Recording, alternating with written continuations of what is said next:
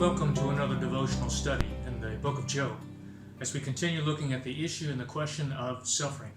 I'm Pastor Gregg of Grace Bible Church, Fort Worth, Texas. I'm glad that you decided to join us for this study from God's Word today. In our last study in Job chapter 9, we saw the beginning of Job's response to the words of his friend Bildad. This is a very difficult passage as we looked at it. It reflects Job's frustrations regarding the terrible sufferings that he's had to go through at the hand of God. His friends are insisting that he must have done something wicked in order to deserve this, but he doesn't see anything that he's done in his life. Nothing's changed as far as he's concerned. He's still living a life in fear of God, shunning evil, living a blameless life, and so he's maintained that he's still righteous, at least nothing deserving of what he's going through. In this next chapter, in Job chapter 10, we see that he directs his words specifically to God. He's struggling and he's frustrated with the situation, but he's not defiant. I don't think you see an attitude of defiance toward God. Job still trusts God. He still fears God. But he does persist in his request to know from God why. Why has this happened? Look at Job chapter 10. It begins with these words. He says in verse 1, "My soul loathes my life." He said, I just hate my life right now. I will give free course to my complaint. I will speak in the bitterness of my soul. He says he's feeling utter despair in what he's going through right now. And so he says it compels him. I'm compelled, he says, to freely speak and give my complaint to God. And so he says, I will speak, and I will speak in the bitterness of my soul. This is what he says he would say. Verse 2, I will say to God, do not condemn me. Show me why you contend with me. And he says, do not condemn me. The word condemn means to condemn someone as if they're wicked, they're guilty of something. He says, don't condemn me. He says, show me why.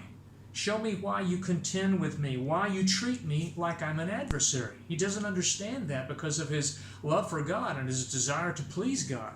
So it's interesting to look at Job's words throughout this. You don't see Job asking God to heal him. You don't see typically Job asking God to take away all this pain and suffering and restore him. He primarily wants to know why. What really causes his struggle in his soul and spirit is that he doesn't know the purpose, why God is bringing these things into his life. Why has he been afflicted by God? Now, in this next section, verses 3 through 13, Job actually points out there's a great disparity in his mind between God's tender care in creating man and creating his body and creating Job and his body, and the affliction and the disregard that God has for Job's condition right now. Why has he afflicted him and brought this upon him? Again, the question is, what is God's purpose in all this? So in verse 3, Job asks God, he says, does it seem good to you that you should oppress, that you should despise the work of your hands? Job says, I'm the work of your hands. You took great care in making me. Does it seem good to you? Is it pleasing to you that you should now oppress and despise me, to reject me? I'm your own handiwork. And that you should, on the other side, smile on the counsel of the wicked, that you treat with favor the designs of the wicked, and yet you treat me with oppression and despising me. And look at verses 4 through 7. Job wonders why and how God can look at his situation the way he does. Notice how he puts it. He says, verse 4, do you have eyes of flesh, or do you see as man sees? He says, are your days like the days of a mortal man? Are your years like the days of a mighty man? That you should seek for my iniquity and search out my sin, although you know that I'm not wicked, and there is no one who can deliver from your hand. He's wondering, how's God looking at this? Is he looking at it with the eyes of a man, the eyes of a man of flesh, a mortal man?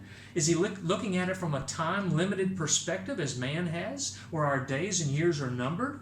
He says, why are you seeking and searching out my sin and iniquity? He says, there are things, God, that you know. You are the eternal, all-knowing, sovereign God. You know that I'm not wicked. You know that no one can deliver me from your hand. You know these things. Why are you doing this? And verses 8 through 12, we see Job beautifully and poetically describes God's tender care, especially in the creation of man, and even in the creation of Job himself in his mother's womb. Notice in verse 8 he says this. He says, your hands have made me and fashioned me, an intricate unity. He says, you fashioned me, you've made me. You've made me beautifully, intricately, above and below, completely around. You have made me by your own hands. And yet, he says, you would destroy me. He says, it doesn't make any sense. Job can't understand that. He says, why? Verse 9, he says, remember, I pray, that you have made me like clay. And now will you turn me into dust again? It's kind of the picture we see in Isaiah chapter 64, verse 8, where it talks about the Lord as being the potter and Israel being the clay. He has formed and made us with his own hands. The Lord God formed man out of the dust of the ground and breathed into his nostrils the breath of life, and man became a living soul. He says, you have done all this, and yet now you're going to turn me into dust again. In fact, he was even sitting on the ash heap, the dust heap right now. He says in verse 10, he says, did you not pour me out like milk and curdle me like cheese? Did you not clothe me with skin and flesh and knit me together with bones and sinews? You have granted me life and favor, and your care has preserved my spirit. And yet, he says, these things you have hidden in your heart. I know that this was with you. Now, what he says here is just think about what you've done. All the things that you have done. The psalmist in Psalm 139 says, I'm fearfully and wonderfully made. And Job understands that. He says, you poured me out like milk, you curdled me like cheese. That very likely refers to a description of him in the womb and how his body was formed in the womb. You clothed me with skin and flesh. You knit me together with bones and sinews. You've granted me life. You've granted me favor. I am made in the image of God. Your care has preserved my spirit so that I can even know you. And yet, these things, the afflictions and the sufferings that he's going through right now, he says, these things you've hidden in your heart. You know, these things you intend and you've brought against me, and yet, again, they're hidden. I don't know why. He says, I know that this was with you. I know that this all came from you. All these afflictions could not have happened to me unless you had allowed this or brought it in. And again, he's struggling with the question of why. In verses 14 through 17, we see Job's attitude seems to take a change a little bit, back to one of absolute misery and despair, sinking back maybe in just exhaustion with the whole process of what he's gone through, and again with his appeals to God and his desire to understand God's purpose. And we find in this passage a series of ifs, again, indicating, I believe, Job's uncertainty, his misgivings. We see the same type of words in Job chapter 9. There are about 10 times in Job chapter 9 where he used the word if. He does that here. Look at verse 14. He says, if I sin, then you mark me, and you will not acquit me of my iniquity. If I am wicked, then woe to me. Even if I am righteous, he says, I cannot lift up my head. He says, I am full of disgrace. See my misery. He wants God to just look and see how miserable he is with all of this and not knowing why. You hunt me like a fierce lion. Again, you show yourself awesome against me. Your awesomeness and power is there, and it's against me. Why? You renew your witnesses against me. You increase your indignation toward me. Changes and war are ever with me. That last expression seemed to indicate that there's troop after troop after troop is continually there. The forces are renewed against me as your adversary. He says, why do you do this? Why are these things happening in my life? He doesn't understand. He's frustrated. He's confused. He's struggling with these issues. He's just uncertain why this is all going. In verses 18 through 22, as he closes out his speech, Job returns to his sentiments from chapter 3, Job chapter 3, in which he expresses his longing for death, to wish that the day of his birth had never happened, the day of his birth or conception had never happened, to wish that he had never been born, to wish that even now he could die. Look at verse 18. Why then? Again, the why. Why then have you brought me out of the womb? Why am I even alive? Oh, that I had perished and no eye had seen me. I wish I had never existed. I would have been as though I had not been.